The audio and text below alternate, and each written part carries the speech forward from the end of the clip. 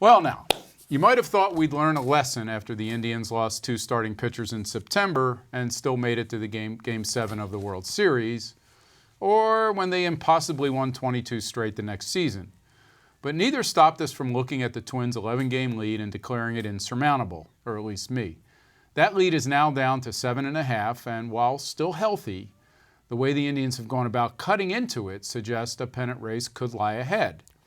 One big reason is Jason-Kipnis, who has slow-pitch softball numbers over his last 10 games. If Jose-Ramirez joins the renaissance, a vulnerable lineup looks a lot better. There could be no worse PR move than to trade off assets like Trevor-Bauer and Brad Hand if the Indians are pressing the Twins through the end of July. The Indians may not add to the roster if they're a handful of games behind at the trade deadline, but they can't subtract. Can they? Can they, Les? No, they can't, Bud, but the previous 10 games, I looked at that schedule for 6 against Detroit and 4 against, who was that? Against, I forget who it was.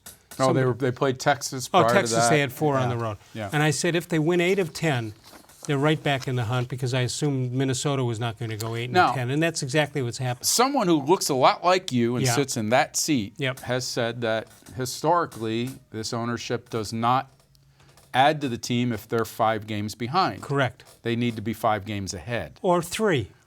They're not going to do it if they're just to chase a wild card, I don't think. No, nor should they. But I think there's a big difference between going out and adding payroll and taking at-bats away from maybe a young player who's shown a lot of promise than there is suddenly, selling off. There is a gray area in between, and that's called keep this lineup as it is now. Right. And if that's the lineup that has helped you chase down the Twins, are you going to tell me you can't chase them down and win the division if Kluber comes back and Clevinger comes back? And I'm going to tell you one more thing that adds to the equation that's different than years past when you correctly said that I said they don't throw the hammer down until they're ahead.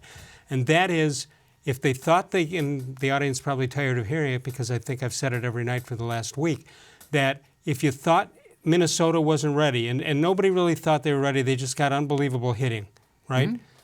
But I would assume they'll go back to the mean either this year or next year. And if that's the case, why would you sell off Hand and Bauer when you can win next year if you're basically going against the same competition? I guess you have to ask yourself, are we a team that can win a world championship and not just beat the Minnesota Twins? No, they can't.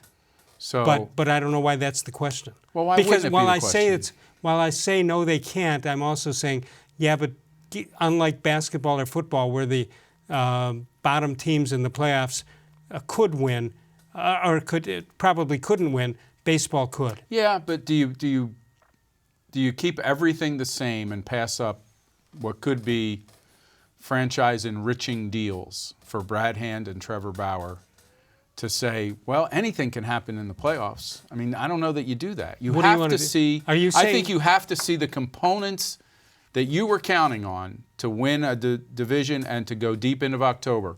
You have to see Jose-Ramirez turn it around for good. You have to see Kipnis keep doing this for more than 10 games.